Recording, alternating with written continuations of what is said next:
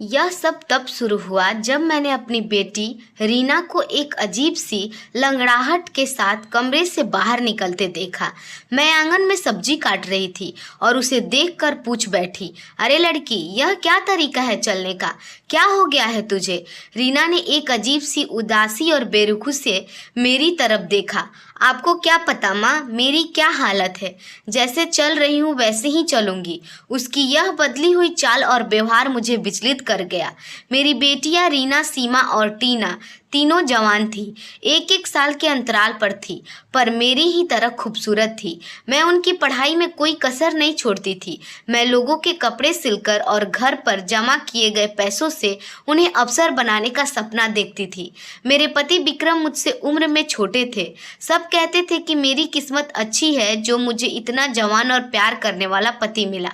विक्रम कहता था कि उसे अपने से बड़ी उम्र की महिलाओं में रुचि थी, इसलिए उसने मुझसे शादी की।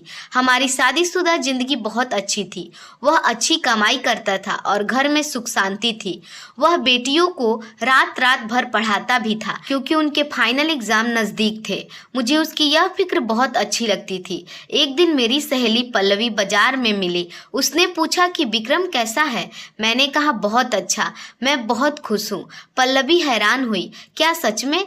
मुझे तो याद है मैंने तुम्हारी शादी वाले दिन तुम्हें रोका था। मैंने उसे किसी और लड़की के साथ देखा था। तुम बड़ी एडजस्टिंग निकली लज्जो। मेरा नाम लजवंती था पर सब मुझे प्यार से लज्जो कहते थे। पर एक बात कहूँ, उसका चरित्र बहुत कच्चा है। मैंने हंसकर कहा, अरे मर्द ऐसे ही होते हैं। मैंने उसे अपनी उंगली पर नचा रखा है। अब तो सिर्फ मैं ही हूँ। उसकी बात पर मुझे गुस्सा नहीं आया। मैं मानती थी कि अगर कोई मर्द खूबसूरत है और बहुत सी लड़कियां उस पर मरती है तो यह लड़कियों की गलती है। मगर अब घर में चीजें बदलने लगी थी। विक्रम रोज रात को बेटियों के कमरे में पढ़ाने जाता और सुबह देर से आता। मैं थकान के मारे सो जाती।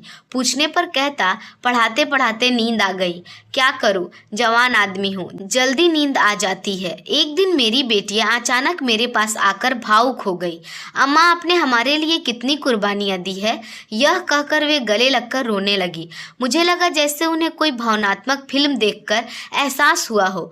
तभी विक्रम आया और उन्हें रोते देखकर बात को टाल दिया और रीना के जन्मदिन का केक लेकर आया।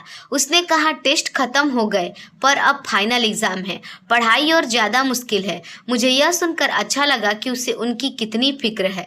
पल्लवी के नए घर पर गई तो मैंने उसे ये बात बताई। उसने कहा, लज्जो, तुझे नहीं लगता कि वो तुझसे ज्यादा तेरी बेटियों से प्यार करता है? कुछ तो अजीब है। तू आंखें बंद करके बैठी है। तुझे अपनी आंखें हर तरफ से खोलकर रखनी चाहिए।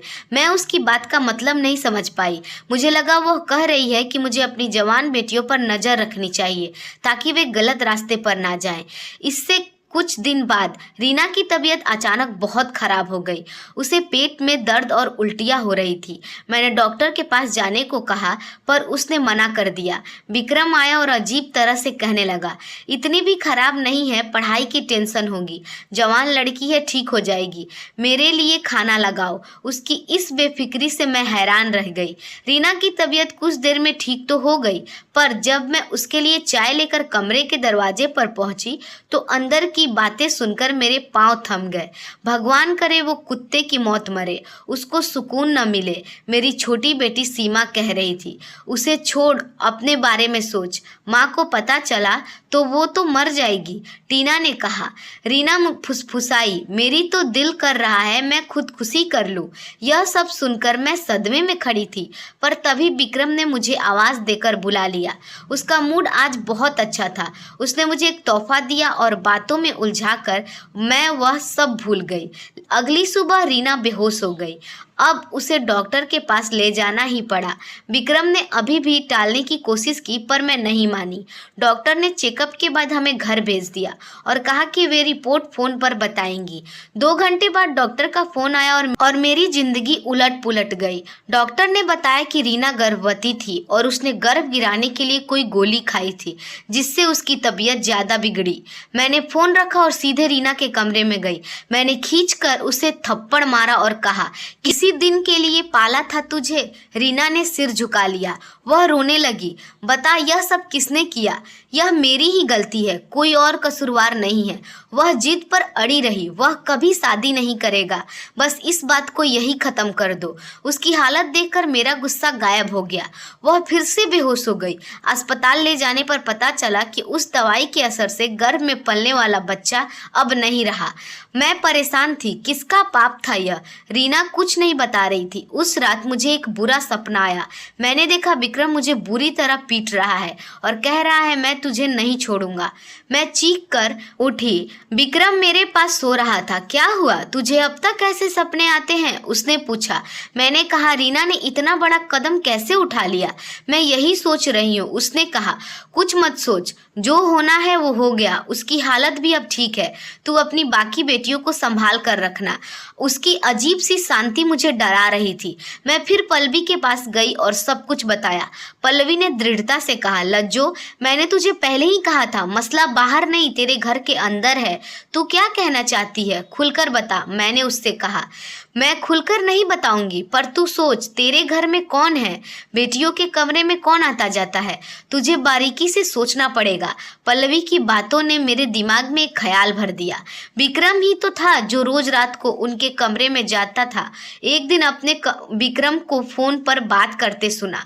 वह हंस रहा था।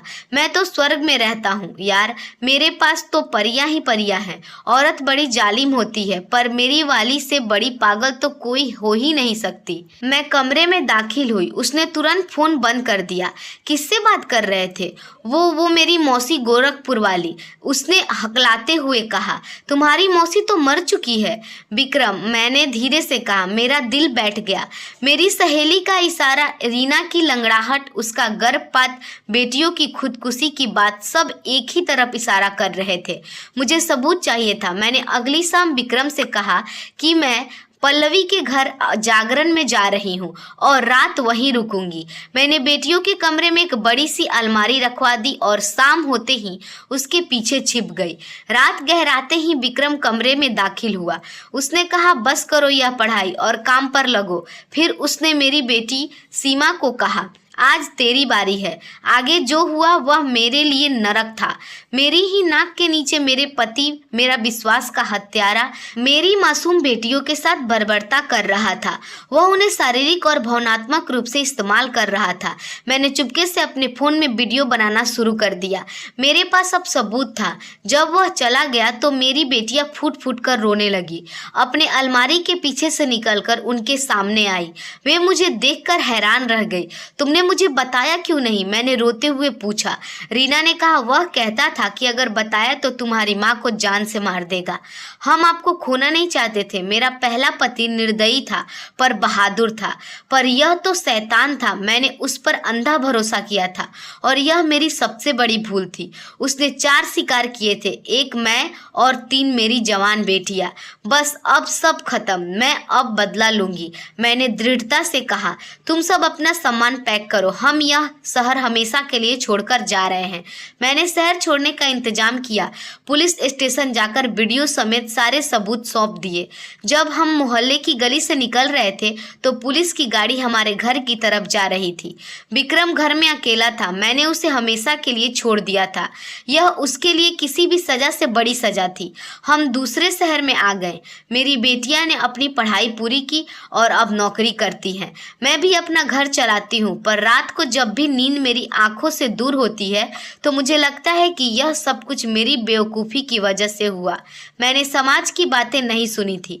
मैंने स्वार्थ में अंधी हो गई थी। मेरी बेटियां मुझसे बहुत प्यार करती हैं। उन्हीं के लिए मैं जी रही हूँ, इस बोझ को ढोते हुए कि मैंने ही अनजाने में भेड़ियों को घर का दरवाज़ा खोल दिया था। दोस्तों, उम्मीद है आपको हमारी कहानी अच्छी लगी होगी। अगर आपको हमारी कहानी पसंद आई हो तो हमारे वीडियो को लाइक और चैनल को सब्सक्राइब जरूर कीजिएगा। धन्यवाद।